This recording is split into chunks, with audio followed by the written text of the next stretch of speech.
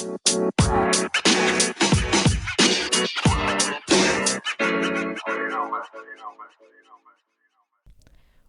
to Astrofic, your dose of fun, relatable astrology content where we apply astrology to fictional characters to find out why they're like that. I'm your host, Celeste V, and this week we're talking about a personal favorite character of mine, Lyra Silvertongue of the His Dark Material series. I'm going to level with you right now. I read this series when I was 11 years old and have kept up with the movie, the prologue series, the epilogue book, and the HBO series. Perhaps the only one who knows Lyra Silvertongue better than I, who has grown up alongside her, is Philip Pullman, the author himself, which is why this had to be a solo episode. For once, I am going to lovingly deny any and all feedback. I'm joking, of course, but I will be sensitive about this episode for the foreseeable future. Let's see. Any updates? I finished watching both seasons of Paranoia on Dropout. And I think that I would kill at that game. I think that I would do so good at that game. I would do well in any role. I've played werewolf before. High out of my mind, by the way. That was not a prerequisite. That was just me being alive and being there. I literally got McDonald's, went to my friend's house, got high as fuck. And then they were like, we're going to play this game. And they were trying to explain it to me. And I was like, I don't fucking understand, but I guess I'll play. I was a werewolf. I was a werewolf, and about 10 minutes into the game is when I started to understand the world around me again. And we won. The werewolves won. That was the only time I played that game. I think I played Mafia before. I don't remember. I was so anxious that night that I don't remember anything either. Anyways. That's my little check-in. If you don't have a Dropout subscription and already, what are you doing? It's $6 a month. Also shout out Myth, my good friend, for letting me mooch off of them and use their Dropout subscription. Thank you. It is all I watch. Okay, now that we're all settled in and checked in, let's get on with the episode. For the uninitiated, Lyra Silvertongue is the main protagonist of the His Dark Material series. We start the series with her as a young, around 12-year-old girl living in Oxford in Great Britain. However, she is from a world where people have things that are called demons. They're described as the physical manifestations of one's soul. Demons are capable of changing shape into different animals up until the human they belong to hits puberty. Then the demon will settle into a shape that is deemed representative of the human's personality and overall sense, a sense of self in the most spiritual sense. There's a great deal more that happens, but that's a brief synopsis. If you haven't gotten into this series and feel like you would like to, I kind of highly advise against listening to this episode, because this is we're heading into heavy spoiler territory. Nothing is off limits here. This book has been out since the 90s. And this means that I may even dip into talking about the Book of Dust, which includes La Belle Sauvage, the prequel book, and The Secret Commonwealth, which is the first epilogue book that follows Lyra as an adult. Also, if you are interested in those things, there's a third book in the works, but as of writing and as of recording, I haven't seen anything. It is untitled, and all we know is that it directly follows the events of The Secret Commonwealth. All right. Explanations and disclaimers out of the way. Now let's jump into the actual birth chart. With a rising in Gemini. Oh, let me set up a little bit. Jesus Christ, Celeste. All right, starting with the rising sign. I gave Lyra a Gemini rising. Mercury ruled. She's incredibly quick-witted, and her last name, Silvertongue, is literally a direct result of her sharp communication skills. She does the very Gemini mutable air thing of adapting herself to others' perceptions of her in order to achieve the outcome she wants to an extent. She also understands very quickly when her target would be able to see through such a ruse and instead goes down a headstrong route, which still endears her to her target audience. Lyra is, if nothing else, an extremely clever girl. I was watching a adventuring party episode of Dimension 20 for the season Never After, where they were talking about Puss in Boots, and they were talking about like little tricksters and trickster spirits, and Siobhan Thompson, one of the players, made the remark that Lyra from His Dark Materials is, I think she said Lyra from Northern Lights, because you know she's British, but she said she called Lyra like a trickster kind of spirit, like, and she made the point of saying like, I'm so small and so many things can hurt me that I need to be really clever about the way I go about this, or else I might not survive. And I so thoroughly agree with that. I think that is so true. And I've never like heard anybody talk about her like that. And it feels like such an underrated part of her character. So to go along with that, the like trickster thing, I also gave her a Scorpio sun. Anyone who's been listening to the podcast for a while now is going to mark a tally under a Scorpio sun character category of some kind, because I'm known to give characters I have a personal connection to placements that I also possess. I've done it with Psyche K and Steve Harrington, and now I'm doing it with Lyra Silvertongue, so deal with it. Anyway, Lyra has an intense need to strive for survival. To be fair, it's not like she was like ill taken care of as a child, but it wouldn't be a stretch to say that she was neglected in some ways. A group of people did the best that they could as a part of their job, but Lyra was always going to be a sort of wild child, and without like an actual biological parent or guardian that she has to like answer to, like just being a ward of the college gives a child a lot more like mental freedom, I feel like. And part of that comes from the insatiable curiosity that Scorpios often possess. This placement is in her sixth house of daily activities and routine, as well as physical health. She's very intrigued by the macabre, often venturing down to the crypts beneath Jordan College with her bestie Roger, and she doesn't shy away from things that would be generally considered like horror or sickening in any way. In some ways, she feels a kinship with all the monstrous, hideous beings that she comes across. It's this unwavering admiration for all things gruesome that I think endears Lyra to the Harpies, aside from like the stories, of course. But before she becomes a storyteller, she is the subject of curiosity and intrigue to both the Harpies and the souls stuck in the land of the dead, because you know she's an actual like living person, and they all can like sense that about her, which I always thought was like really cool and also kind of weird. Let's keep the train going. A placement that has some influence over like this side of her life as well, like the sixth house side of her life, is Uranus, which I've also put in Scorpio's sixth house. Uranus is in exaltation in Scorpio. Scorpio represents a constant shedding and transformation, and in the sixth house it can happen almost daily in some ways. Like every day Lyra decides who she needs to be that day and can be that. Like she, you know, like today I need to be Lizzie.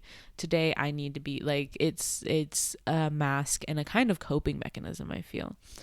That is not something though that every Scorpio placement is capable of. Like, although we also endure transformations on a much more frequent basis than non-Scorpios, but for Lyra it manifests as like a changing of a costume almost.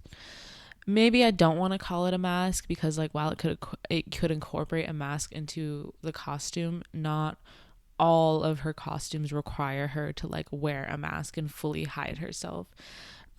She pretended to be like a young witch, a young Egyptian of importance. I don't remember like what exactly, like how influential, how important she was making herself seem within the Egyptian culture. She pretended to be a demon for an armored bear. Like the list goes on and on. And in nearly 100% of cases, she is utterly and fully convincing to her target. I think one of the only times she is unconvincing is when she's trying to trick somebody closer to her in age. Something about being closer to her childlike mind makes people a little bit more skeptical of her. Like I was 12 just 5 years ago, And I know that this is some bullshit that I would have said to get adults off my back. But also, I don't know if you're lying. Like, she's very, very, very convincing. And you know the reason that she's always fully convincing? Everyone keeping a score, get ready to mark another tally. And it's because Lyra has a Scorpio Mercury in the 6th house as well. Lyra's cunning is embedded deep within her birth chart. This is also her ruling placement as a Gemini rising.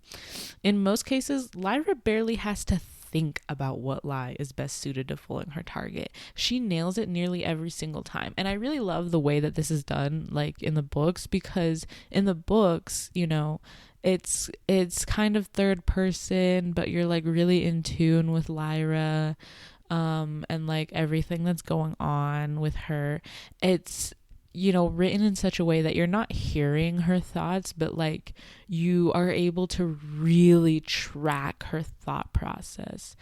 But like the lies happen so quickly that like the sentence before could be like not in dialogue, just description of like Lyra was very nervous, and then the best, most beautiful lie is the next line, and then the people that she's talking to are like, all right. It's like she is the best bard in the history of Dungeons and Dragons characters. You know, like she is such a persuasive, smooth talker. She is so good at lying.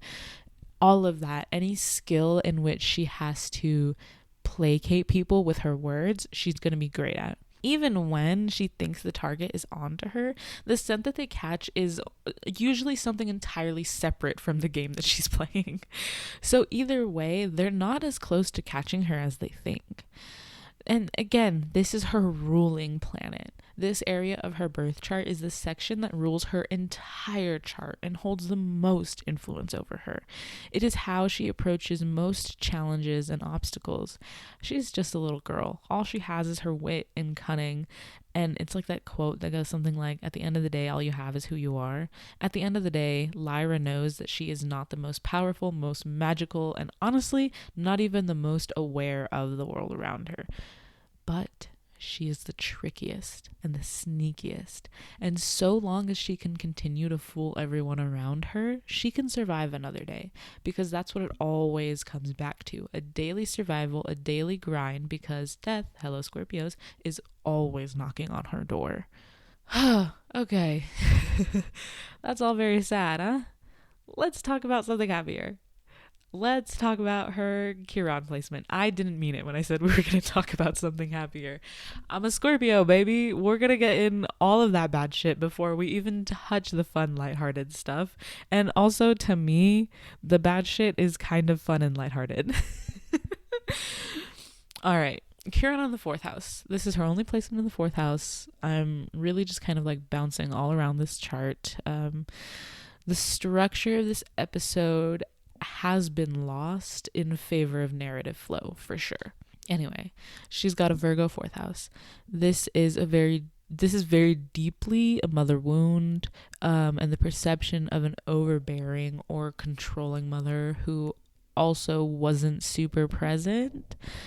Marissa, Lyra's mother, only came back into Lyra's life after she had already achieved a high rank in her career. As high as she'd ever get as a woman in this world anyways. When she did come back to Lyra, she was very meticulous about Lyra's life, when basically full freedom was all Lyra had ever known. And this is where the overbearing part comes from. We can kind of see evidence of the results of this wound later in the series, and especially as she gets older in the Secret Commonwealth. Lyra doesn't really enjoy telling people what to do. She has less of a problem telling people what she thinks they should do, but that's not a command or an order. It's brainstorming, it's advice, it's opinion. Giving a command, not something she's super into. Hence why she lets Pan run around freely, her demon, even though it makes her feel unsafe and conflicted a lot of the time. She doesn't want to give him a command because since they'd been separated to go to the land of the dead, something was changed forever in their relationship, and now she feels even less like she can say anything to Pantalaimon. I mean, again, just going back to like the overbearing, controlling mother bit, like Marissa picked out Lyra's outfits. She gave Lyra a schedule of like tasks to do every day, made sure every second of every day was filled. All of that. Very overwhelming and not fun for Lyra, who was used to just having to be in certain places for like a couple hours at a time, once or twice a day. And then being able to just run freely wherever she wanted. Aside from that, since we're already talking about her mother, let's talk about Lyra's moon placement. I gave her an Aries moon in the 11th house, because she had to have an Aries placement. People always characterize Aries moons as being like the wild child and throwing tantrums and lashing out at others, etc. However, I do not think that's their natural state. I think that's what happens when you push an Aries moon too far. They're typically kind-hearted people, though depending on their placements, they may not show it. And with a Scorpio sun and all those other Scorpio placements, Lyra definitely doesn't show it. Like, I don't know that Roger really knew that Lyra loved him before he died. Like, I know that they felt it, but I don't know that they ever actually said it.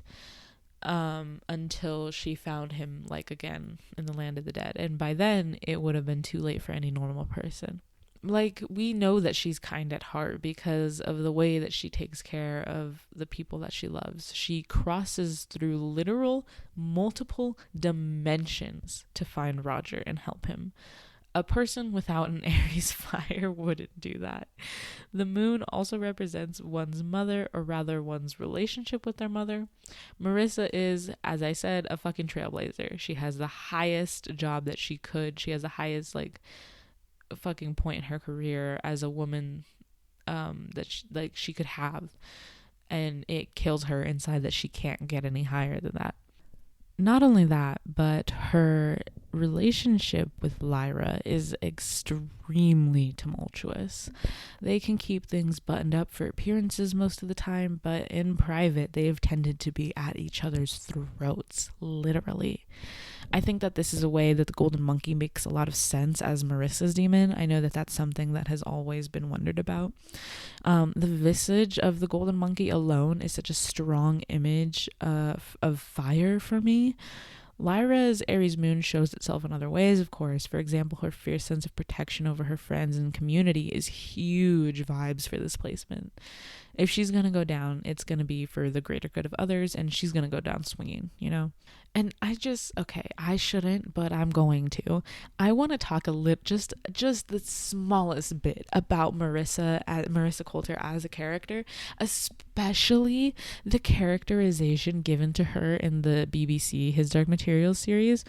Oh my God, I cannot recall the name of that actress off the top of my head, but she is phenomenal. The physical characterization is so intense and insane.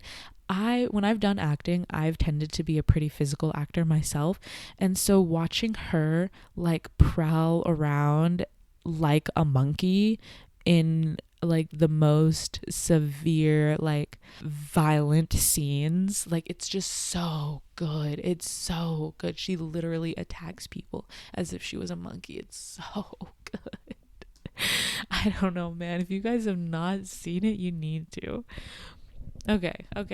Let's backtrack a ton or move forward a bit depending on how you want to talk about this. Let's talk about her Mars placement. Again, no structure to this episode, just pure vibes and narrative flow. Lyra has a Mars placement that scares me a little. She has a Cancer Mars in the second house. The second house is all about stability, values, financial security.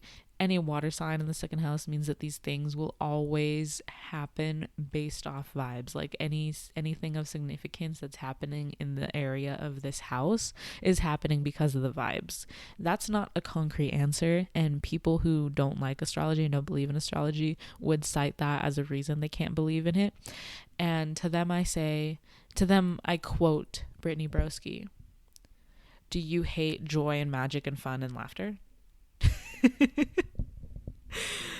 Like, it's never that serious. Just, I'm telling you, if you just operate more on vibes a little bit, you'll feel better. But people who say shit like that are always earth signs, so I know that they can't. Okay. This podcast has become the most unserious thing in the world. And you know what? I love that for us. Let's go. Anyway, I know I've been using the word vibe a lot in this episode, but this time it's really important. I promise.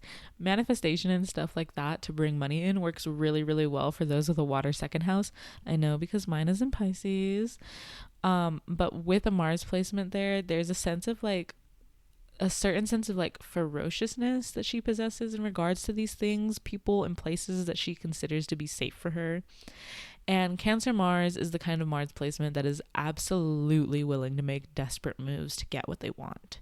Other Mars placements would prefer to save face in certain situations, but Cancer Mars is willing to incur shame or embarrassment to get what they want or need. I think that's what is scariest about them.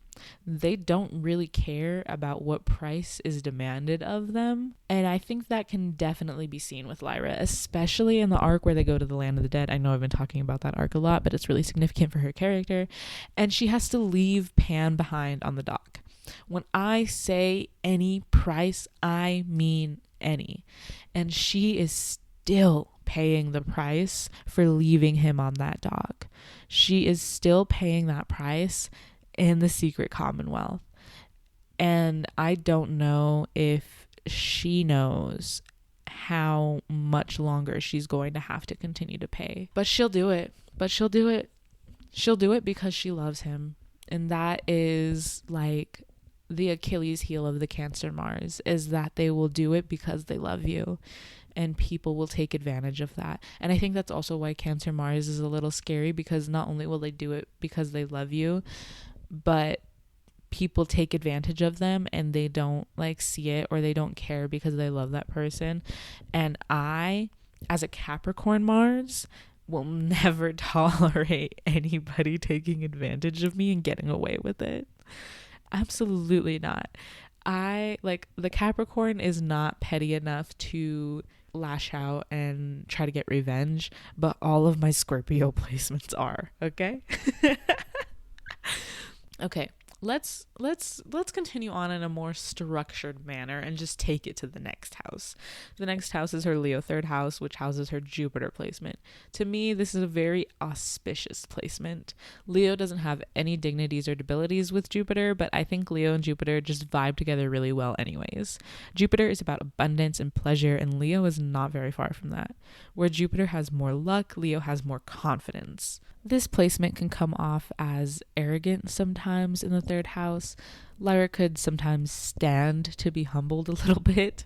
It's not like she knows of her prophecy and her place in it, but she can be a bit full of herself and her abilities sometimes anyway, which is part of the reason why she can read the alethiometer. Sometimes the words in these books are just so long, and I read them when I was 11, so I absolutely did not know how to pronounce them then, and I barely know how to pronounce them now because of this show. Okay, so don't come for me, okay? I'm trying. Anyways, the thing with Jupiter is that there are extreme highs countered with extreme lows.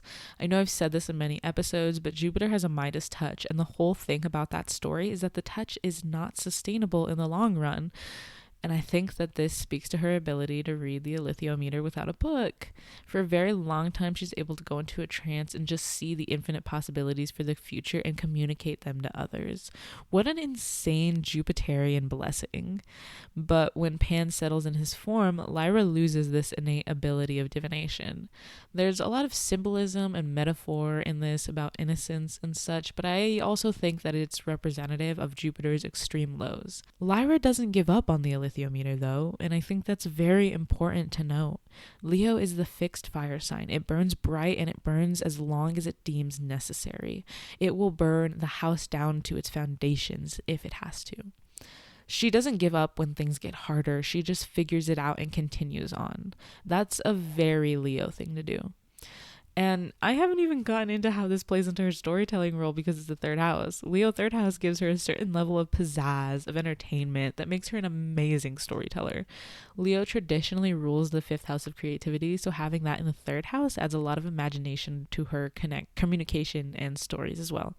It also enables her to think outside the box. That's why she's able to stay 2 steps ahead of nearly every adult in the series. One of the only times she isn't 2 steps ahead is because she could have never guessed that her father would try to kill her or her best friend. What 12-year-old would think that? This series is insane. I'm not like just now realizing that. It's just wild to say some of this stuff like out of context of the greater storyline. Yeah, her father was going to kill her, and then saw that she brought her little friend with her, and then said, "Oh, thank the gods. I do not have to kill my daughter. I just have to kill her friend." What the fuck is wrong with that dude? I should do episodes on him and Marissa because that was crazy. What on earth? Okay. Let's just jump to her fifth house because that's where her next placement is. Lyra's fifth house is in Libra and she has her Neptune in here. Neptune is a generational planet, so other kids Lyra's age, like Roger and I guess maybe Will, they're in different worlds, like fully different universes. I don't know how astrology works cross universe. Would love to find out. Anyways, these kids would have the same Neptune sign, Libra, but they would typically have it in different houses unless they're the same rising sign. And even then, if you're using Placidus, there's a chance it could be in a different house. It's astrology. Love her. She is a fickle beast. Anyway, this is a wonderful place to have Neptune and Libra. As I said, one of the things the fifth house rules over is creativity. It also rules over siblings, short-term romances, and relationships, childhood, and things of that nature. I think this house being in Libra alludes to Lyra having a pretty okay-ish childhood. It was well balanced for a while, despite her parents being literally insane and leaving her out of college and doing buck wild shit for 12 years, including her own dad acting like he wasn't her dad whenever he came to the college to see her. Family drama aside, her whole chart is one of a storyteller, and this is just another piece to that puzzle. Libra is ruled by Venus. And having a Venusian influence on the fifth house adds a certain sense of beauty to all the things that the fifth house rules over. I would also say that Lyra's childhood was rich in experiences and travel, which is basically what the book series is about. It's about her childhood. As soon as she leaves Jordan College, the game is afoot, basically. I think having Neptune here is also what allowed her to kind of compartmentalize everything that happens to her throughout the series. I'm not saying that it was healthy, but being able to look at everything that's happening to you as one big epic adventure is very helpful to get you through the journey to the end. It's clear that in the Secret Commonwealth, she's dealing with the knowledge of her own history and how that's influenced her life, totally derailing anything she thought she'd do when she was a child. And when she tries to compartmentalize that by saying it's not far off from what she thought as a child and she just didn't understand the world, she's basically undermining the very creativity and optimism that got her through all those traumatic events as a child, which is also not healthy. Neptune is a sign that is, technically designated as a benefic, but to me, it can be a huge burden because Neptune does not live in any realm of reality. It is inherently an otherworldly planet. And I have it in the first house, so it's like very I don't know if it's conjunct my ascendant, but it might be, or like close to it. But it's a hard thing when your mind or whatever is like way out there and the rest of the world just like continuously tries to bring you down. Like that's the battle that significant Neptunian placement havers have to deal with, is like that they are so far out of this world that everybody around them can't like reach that level with them, and so they try to bring the Neptunians down to a place that they are like more willing to understand them in a place that's more palatable for the masses, etc. And that really, it's a vibe killer for Neptunian. On that cheery note, let's move on to her next placement. Finally, we're talking about her Venus sign. I know all the girlies out there who love Venus have been waiting for this. Her Venus is in Sagittarius in the 7th house. A lovely placement, honestly, despite the way I just said that. I think Venus in Sagittarius is so much fun. It's definitely towards like the Libra Venus side of the spectrum as opposed to like Taurus, which is the other domicile placement. Sagittarius Venus is much more about experiences than luxury. They want to go out and have an adventure, which I'd argue is what makes Lyra fall in love with Will in the first place. I don't think Will is a Sagittarius, but he might have some Sagittarius influence. I do think that they're very trauma bonded as well, but I also can't really argue against the fact that they're supposed to be like the new Adam and Eve. Like, that's literally the entire prophecy. Their love transcends what we know because it is intertwined with fate and destiny and all of that crazy good stuff. It's so funny because that concept is very like Piscean, but this placement would be square with Pisces placements, which would be in her 10th house, which is like all other people's perceptions and influence and how that affects your status and self-image and things like that. So to me, this really reads as like a kind of defiance to the destiny that has been predetermined for her. In a way, what she wants is not entirely opposed to what destiny is requiring of her, so that's why she ends up like fulfilling it. But if she had known, she would have openly defied it. Like, that's why nobody told her. That's part of the reason why everyone who knew about the prophecy had to ensure that she never had any knowledge of it at all. Also, this placement is in her 7th house. That's a house of long-term relationships and contracts and just overall obligations and responsibilities of other people in your life. Love isn't just a romance, it's also duty and obligation. These are inseparable. Lyra can be a little flighty and isn't the best at upkeep with her relationships, but her heart's in the right place, and as long as people recognize that, everything's good and chill. Moving on to the second to last placement is Lyra's Pluto in Capricorn 8th house.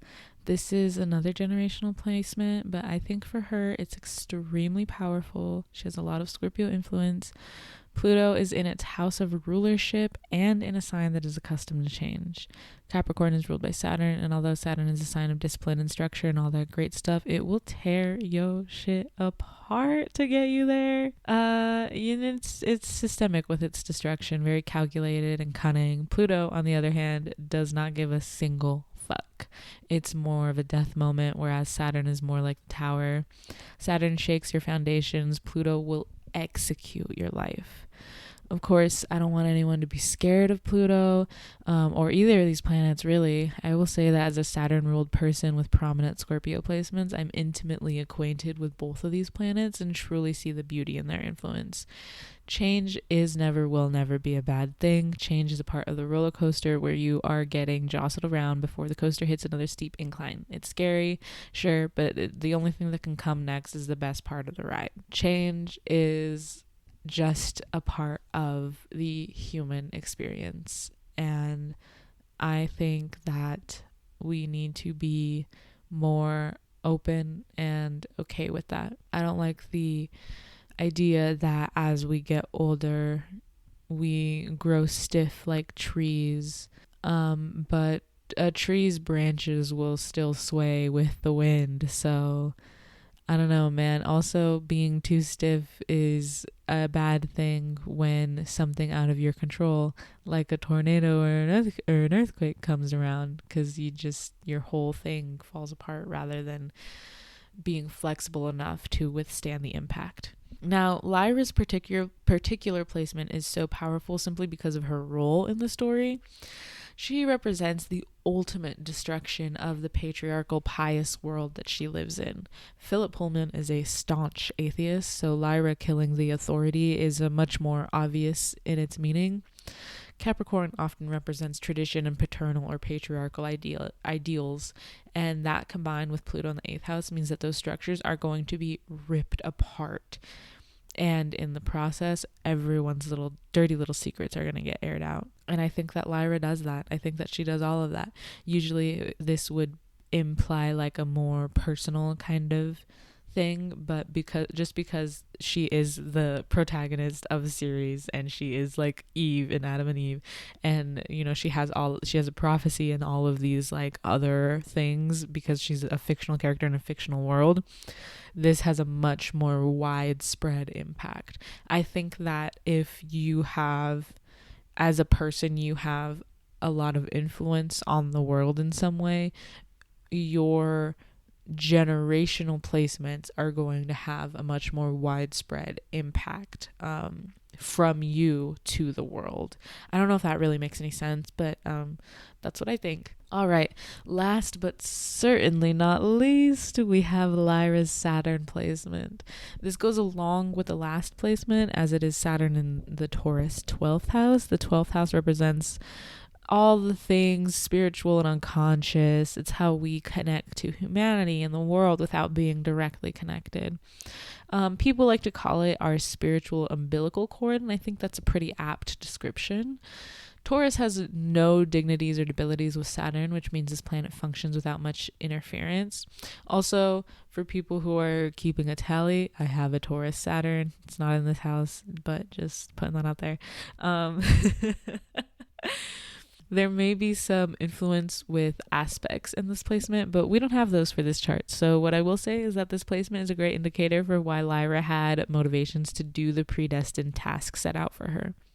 Taurus is another Venusian sign. Venus is often seen being representative of femininity and soft things like love, right? But Venus also has a war aspect, which Taurus embodies more obviously than Libra does, at least to me. Lyra had a reason to rebel against the magisterium because as a child she saw what they do to children with their experiments and shit. So she locks in. Saturn allows her to move with extreme discipline and foresight as she battles against the adults harming children for what they believe to be greater spiritual purposes. 12th house. This placement denotes a sense of belief that man should never attempt to play God like this, and it also gives off the vibe that she would go to great lengths to stop and or punish those responsible for these acts of cruelty, especially as they were directed to the most helpless and oppressed people of the world, children. So with that, we've reached the end of the episode. As a reminder, you can find anything and everything related to Astrophic and me in the link tree in the show notes, including my Etsy shop where I sell tarot readings. And if you have something you'd really like to add to the conversation, I'd love it if you left a voice note. They're about a minute long, and who knows, maybe I'll talk about your note in a future episode. In the show notes, there may also be Q&A questions. As of recording this episode, I don't know what those would be, but if they're there, would love if you answered them. Would love to hear from you. Follow Astrophic on Twitter, Astrophic Pod on Twitter. All right. Show notes, all the links there. Support the podcast there. You can subscribe to the podcast. We will be at the end of the season. We will start releasing a subscription feed for actual real life historical people. I don't know, maybe I'll start talking about celebrities one day on the subscription feed. But yeah, I believe it's either donation based or it's like a minimum of like $1. All of that in the show notes. You've been listening to Astrophic, your favorite astrology podcast, hosted by me, Celeste V. Don't forget to leave a rating review. Thank you. Love you. Bye.